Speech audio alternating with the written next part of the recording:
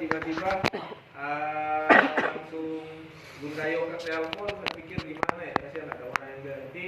Saya sebenarnya ada acara juga ini yang sama Dago, saya bilang sudah duluan nanti saya belakangan, dan tapi puji Tuhan, Tuhan menolong, dan saya jujur pun persiapannya kurang malam ini, tapi saya berdoa Tuhan yang bukakan malam ini. Dan sebentar kalau memang ada sesuatu yang harus dilepaskan, saya tiba-tiba diingatkan yang butuh dilayani pelepasan, malam ini saya akan layani. Jadi ada yang merasa terikat, yang masih ya tiba-tiba merasa bersalah, terintimidasi, masih ada rasa kutuk, saya akan doakan malam ini supaya betul-betul totally deliver, betul-betul terlepas dan diubahkan oleh Kristus. Oke.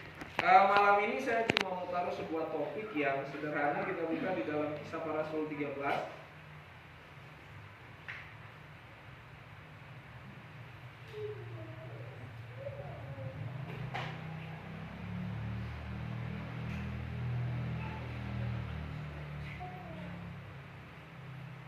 Kita baca sama-sama Kisah Para Rasul 13 ayat 2 dan 2, 3, 4, dan 5.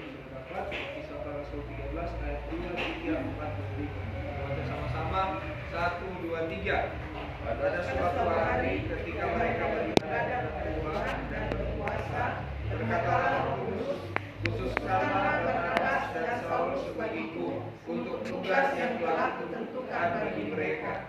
Mereka berpuasa dan berdoalah mereka, dan setelah meletakkan tangan ke atas kedua orang itu, mereka membiarkan keduanya pergi. Ayat 4 dan 5. Oleh karena disuruh Roh Kudus, Barnabas dan Saulus berangkat ke Seleukia, dan dari situ mereka berlayar ke Sidon. Setiba di Salamis, mereka memberitakan firman Allah di dalam rumah-rumah ibadat orang Yahudi, dan Yohanes menyertai mereka sebagai pembantu mereka. Oke, malam ini saya berikan tema kepekaan. Mari sama-sama bilang kepekaan. Dan ingat, Yesus sudah naik, amin. Tetapi dia mengirimkan pribadinya, yaitu rohnya yang kudus. Maka kita sebut apa? Roh Kudus. Jadi waktu Yesus naik ke surga, dia bilang, aku akan mengirimkan kepadamu seorang penghibur, seorang penolong yang lain yang akan menyertai dan mengajari kamu tentang segala sesuatu. Nah, kalau Bapak Ibu baca malam ini adalah pribadi Roh Kudus. Dibilang tentukan Saulus dan Barnabas. Dibilang berpuasa dan berdoa, dibilang di sini ketika mereka beribadah kepada Tuhan dan berpuasa, berkatalah Roh Kudus. Jadi pentingnya ada ibadah, pentingnya berpuasa, karena di situ kita bisa menemukan suara Roh Kudus. Roh Kudus sudah ada di dalam pribadi kita. Coba kita buka di dalam Efesus 1.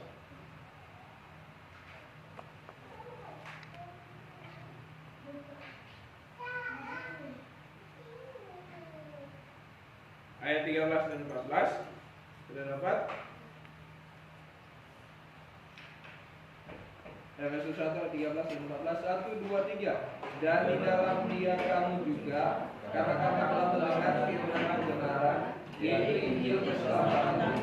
Di dalam dia kamu juga, ketika kamu percaya, iman mereka dengan Roh Kudus yang dijanjikannya itu, dan Roh Kudus itu adalah jaminan bagi kita sampai kita memperoleh surga, yaitu penerusan yang menjadikan kita milik Allah untuk hidup kemuliaan.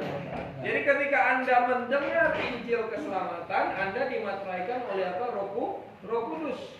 Dan salah satu persekutuan Ibrani 10 berkata, marilah kita saling menegur, saling menasihati, kan itu tentang persekutuan. Janganlah dari lari dari kegiatan ibadah menjelang kedatangan Tuhan. Nah, kita di dalam ibadah dan puasa, kita akan menemukan suara Roh Kudus. Jadi penting kita beribadah, penting kita berpuasa. Kalau Anda belum berpuasa, silakan mencoba supaya itu mengatur disiplin secara rohani. Saya percaya ini Bunda Ing, Mam Yoga, Ibu Rosleni, Bapak di sini sudah punya disiplin berpuasa masing-masing kita. Tetapi ini membangun suara Roh Kudus. Nah, kita membangun kepekaan itu bertumbuh. Amin. Cara anak kecil tidak langsung jadi besar. Tetapi mulai dari sama seperti benih. Saya sudah lupa bahasa Yunani. Tapi ketika firman lahir di dalam hidup kita lahir dari Yohanes 1:12, setiap orang yang percaya kepadanya diberinya kuasa untuk menjadi anak Allah. Nah, firman yang kita dengar dan kita responi ada sperma. Dalam proses pembuahan itu misalnya lahir sebuah anak itu dari proses pembuahan antara sel telur dan sel sperma. Nah, ketika firman itu jadi sperma bertumbuh sebagai benih, 1 Petrus 1 bilang sebab firman Allah adalah benih yang kekal. Betul? Kita bertumbuh kemudian menjadi anak kecil. Jadi anak kecil kemudian menjadi anak remaja. Dari anak remaja jadi anak dewasa, baru saya pernah berkhotbah di gereja saya, mungkin kalau Anda lihat di YouTube, menjadi pengantin. Itu tahap akhir. Tetapi Tuhan mau ini adalah Roh Kudus yang membantu kita sebagai jaminan. Nah, kalau kita bertumbuh, misalnya Priska, dia masih tahu suara mama sama suara papanya, betul tidak? Priska, stop bermain PC. Beda suara mama sama suara papa. Kalau mama Priska boleh, nanti papa pukul.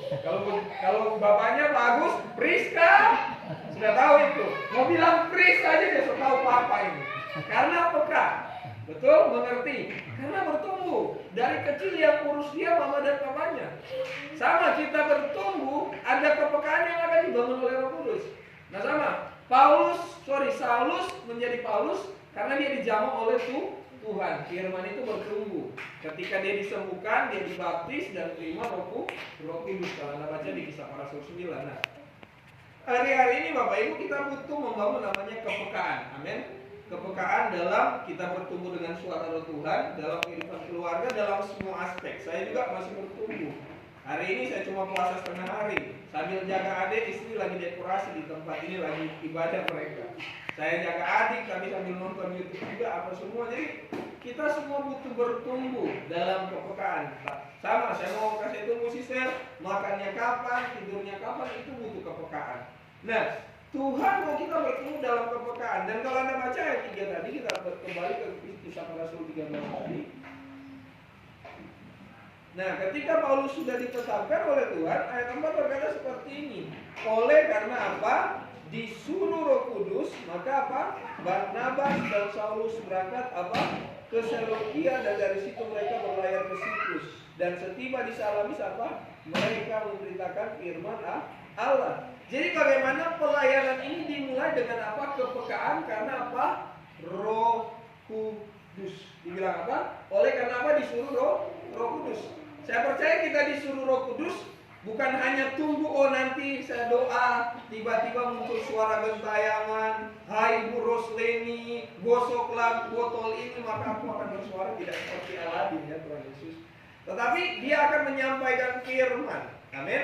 Firman supaya kita peka dan taat. Firman akan jadi kebenaran, menjadi tindakan iman ketika kita mendengar. Iman timbul dari akan pendengaran firman Tuhan. Tapi Yakobus juga bilang iman tanpa perbuatan adalah mati. Berarti ketika kita dengar firman, kita harus taati. Nah, mereka mendengar suara Roh Kudus. Saya percaya juga Tuhan pakai firman atau ada kepekaan. Saya satu contoh, ini rencana saya mau ke Palolo. Saya dapat ini Kisah Para Rasul 13. Saya tanya, saya sebenarnya mau ke Rumah Samba ini minggu lalu, tapi tidak jadi karena saya sudah telepon. Saya bilang, kalau saya nggak jadi ke Rumah Samba, ada tempat Tuhan kirim. Tiba-tiba Tuhan ingatkan namanya Palolo.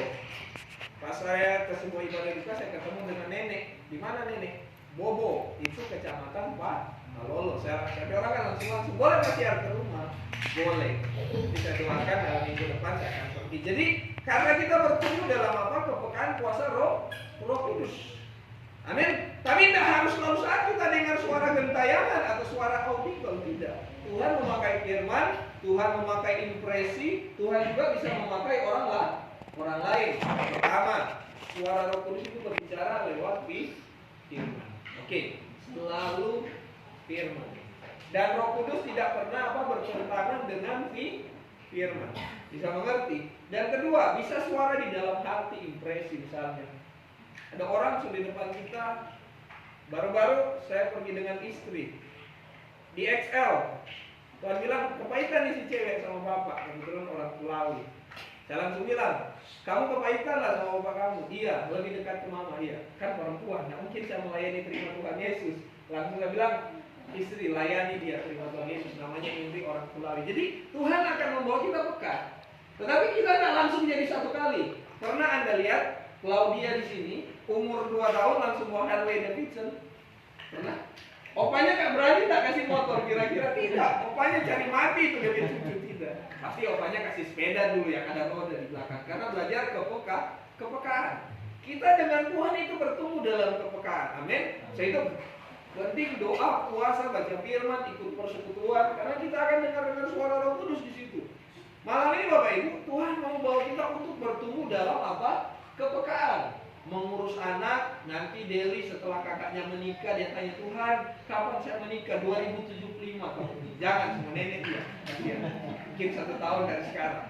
Tetapi Tuhan akan kasih tahu Mama Lala dengan suasana keluarga, apa yang harus saya lakukan Tuhan dengan anak saya, anak bungsu saya, Opa.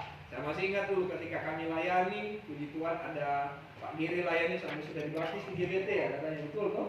Puji Tuhan, itu karena kita peka dengan suara Tuhan. Kami mulai budaya kok peka waktu itu. Oh, yang di dalam rumah dulu yang dimulai, minimal dia terima Tuhan Yesus. Bayangkan, coba putar 2-3 kali ada ibu Bunda Yoga yang Pak Agus so diperdengarkan, so 2-3 kali so di suara kuat-kuat sampai Opa terima. Dan akhirnya dia memberi diri baptis. Karena kita peka dengan suara Roh Kudus. Nah, hari-hari ini penting. Karena apalagi banyak pengajaran beredar di YouTube. Kita buka YouTube mau cari khotbah muncul. Dari yang paling sangat benar dan paling sangat sesat ada di situ. Amin. Dari angkat tangan, tendang kanan, tendang kiri, angkat kaki, semua ada gaya penyembah ibadah. Mau dari aliran Injili, karismatik, reform, semua ada. Tetapi penting kita kembali untuk ada firman dan kuasa Roh Kudus yang bekerja. Coba kita lihat di dalam Kisah Para Rasul. Saya diingatkan tentang si Stefanus. Kisah Para Rasulnya yang ke-6. Waktu itu memilih 7 orang yang mengalami miskin. Kita baca sama-sama Kisah Para Rasulnya yang ke-6 ayat 5. 1, 2, 3. Usul itu diterima baik oleh seluruh jemaat. Lalu mereka memilih apa? Stefanus yang penuh iman dan Roh Kudus. Sekali lagi apa? Penuh iman dan penuh Roh Kudus. Jadi penting kita ini iman muncul dari pendengaran akan firman Tuhan. Maka kita hidup dengan iman. Dan Roh Kudus itu selalu bersesuaian karena kita terima Roh Kudus. Ketika kita terima Injil keselamatan, kita dimateraikan oleh Roh Kudus yang merupakan jaminan sampai kita memperoleh seluruhnya. Seluruhnya janji Tuhan dan firman Tuhan. Bukan saya mau dapat 1 triliun, maka Roh Kudus memampukan saya mendapat semuanya. Ini bukan teologi kemakmuran. Kecuali Tuhan percayakan dunia bisnis, saya percaya Tuhan bisa percaya. Tetapi ini bicara bahwa orang Tuhan akan beri. Keluarga yang melayani, amin. Anak yang diubahkan dari dulu berdosa tiba-tiba kembali kepada Tuhan. Karakter kita yang masih buruk tiba-tiba Tuhan ubahkan. Kita yang punya rasa bersalah, rasa tertolak oleh kuasa Roh Kudus apa dipulihkan. Dan dibilang Paulus pergi kemanapun memberitakan firman Allah. Saya malam ini memberitakan firman Allah supaya kita makin peka dengan apa? Kuasa Roh Kudus. Kita butuh Roh Kudus untuk berjalan dalam segala sesuatu. Kita butuh Roh Kudus. Saya mau datang kemari, saya nggak susun bahan khotbah. Saya cuma dapat 2 ayat. Kalau saya berjalan ini karena tuntunan kuasa Roh Kudus. Jadi kadang kalau sebagai pengkhotbah kalau saya mau siap, tiba-tiba buyar. Yang dijadinya lah lain. Tapi itu karena kuasa Roh Kudus. Nah, Tuhan akan memampukan kita, umat-umat di hari-hari terakhir ini, amin, untuk mengalami kepenuhan Roh Kudus. Gereja akan kembali ke gereja mula dari rumah ke rumah. Gereja yang penuh dengan apa? Kuasa Roh Kudus. Coba kita lihat di Kisah Para Rasul 14.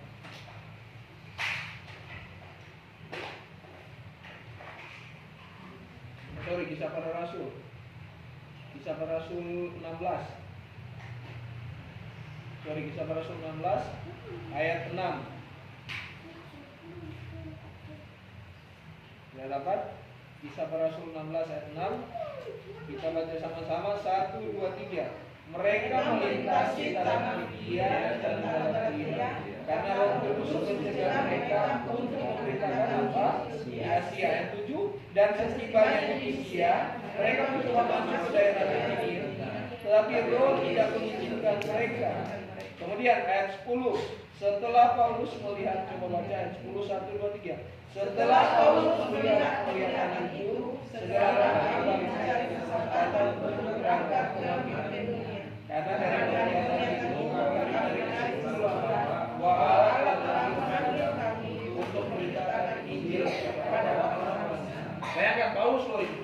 So dibaptis Roh Kudus penuh dengan kuat. Tapi jangan dulu kemana dibilang di sini, ke Injil di Asia. Kemudian mereka akan ke Bitinia, tapi Roh Kudus menahan.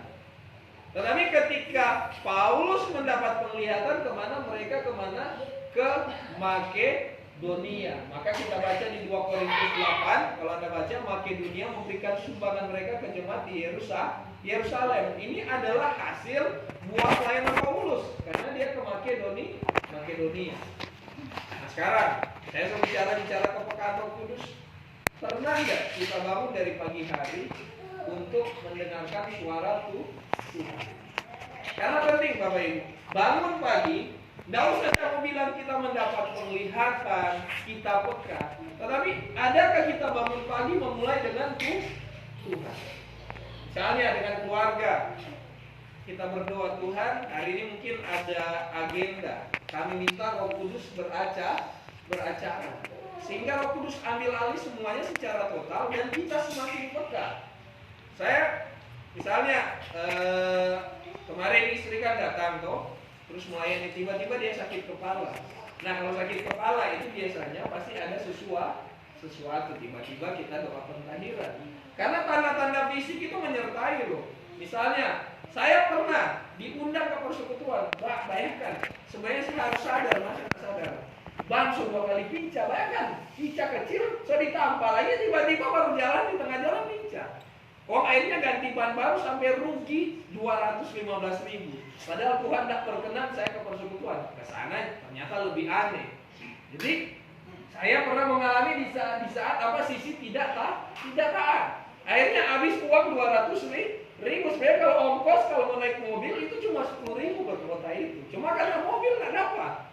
Motor pun pakai pinjam, ban pun pecah karena tidak taat. Kalaupun misalnya orang mau punya perencanaan, pengen begini, tapi kayaknya tidak terbuka jalan, jangan Bapak paksa. Kita harus belajar peka. Saya percaya misalnya semua kita yang di sini, Tuhan akan melatih peka dengan Tuhan. Amin. Bagaimana berjalan dalam Tuhan. Nah, saya akan buka contoh-contoh sederhana dalam Perjanjian Lama. Kita buka di dalam 1 Samuel 23. Ini tentang Daud. Daud orang yang kuat pujian dan penyembahan. Dan dibilang dia orang yang berkenan di hatinya Tuhan. 1 Samuel 23.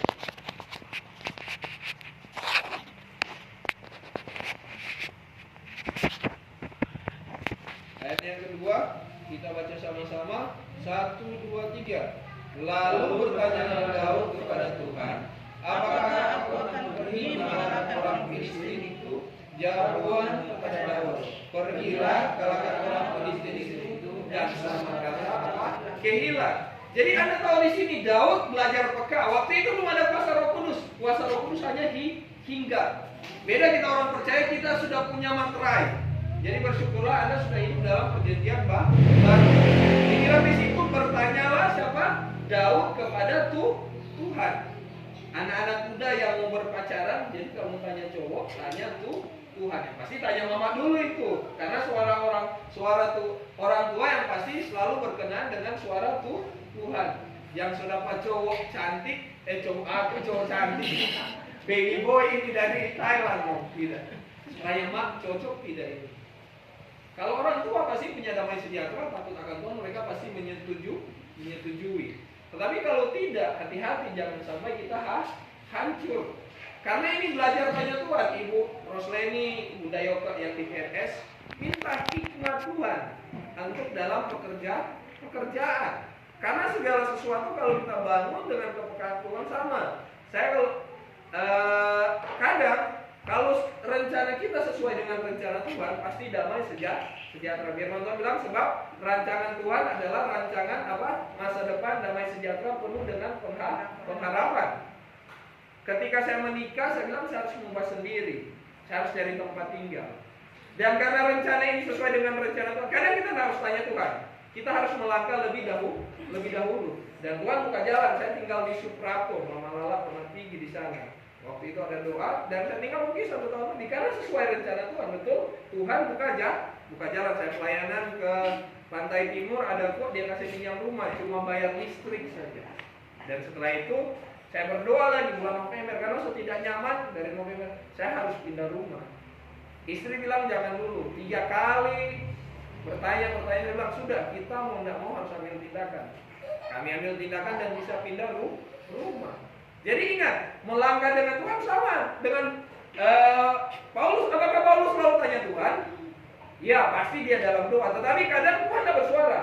Nanti pas kita melangkah, tiba-tiba sudah di depan jalan, tiba-tiba nggak harus kita dengar suara Tuhan. Jangan, bahaya. Misalnya ada yang bangun usaha atau investasi. Saya mungkin Bunda Yoka ada yang tawarkan, saya punya tanah di Napu, walaupun belum sertifikat. Kok mau beli 50 kali 50, saya jual 25 juta saja. Nah, kan langsung bilang sama Pak, ambil tanah ini 50. Jangan-jangan tanah masih sengketa. Semua ada uang, tiba-tiba selalu membayar aja gagal. So ada uang, walaupun ada uang.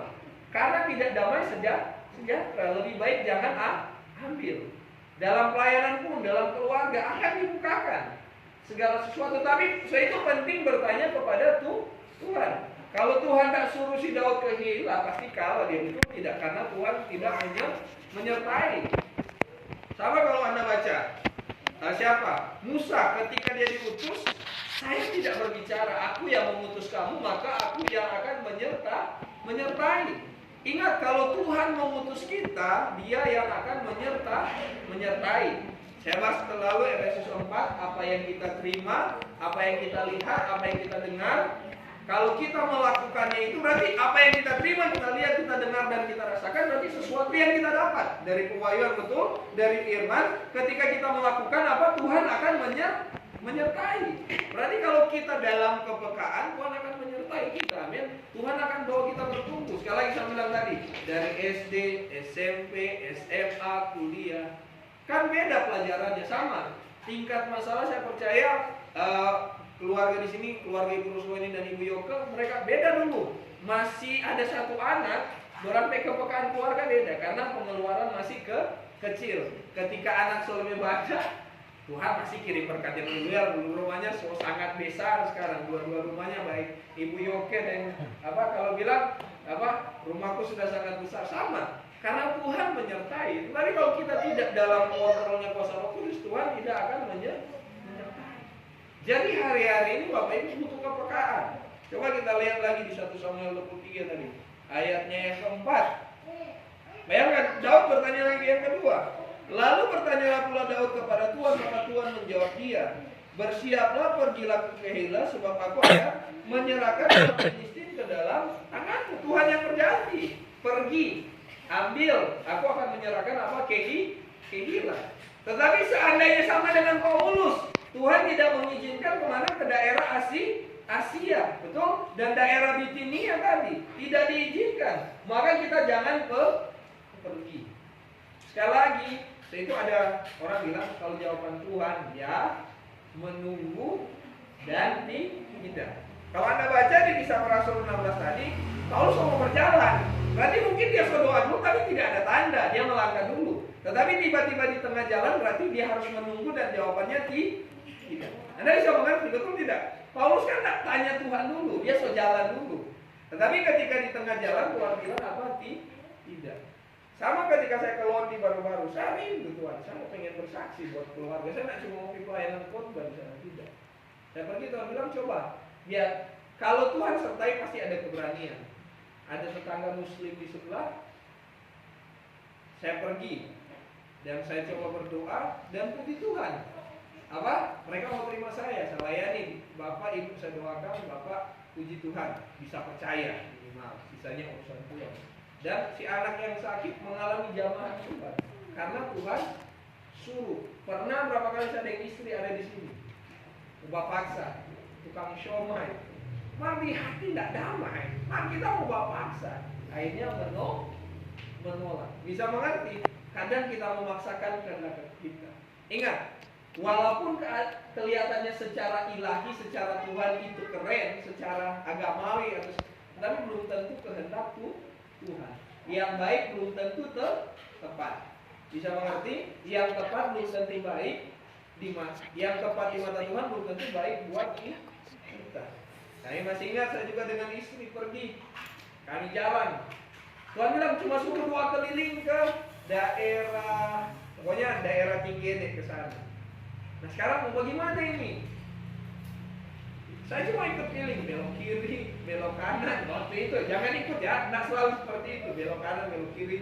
Kami bawa waktu itu, saya sudah sediakan uang dan kami bawa Coca-Cola.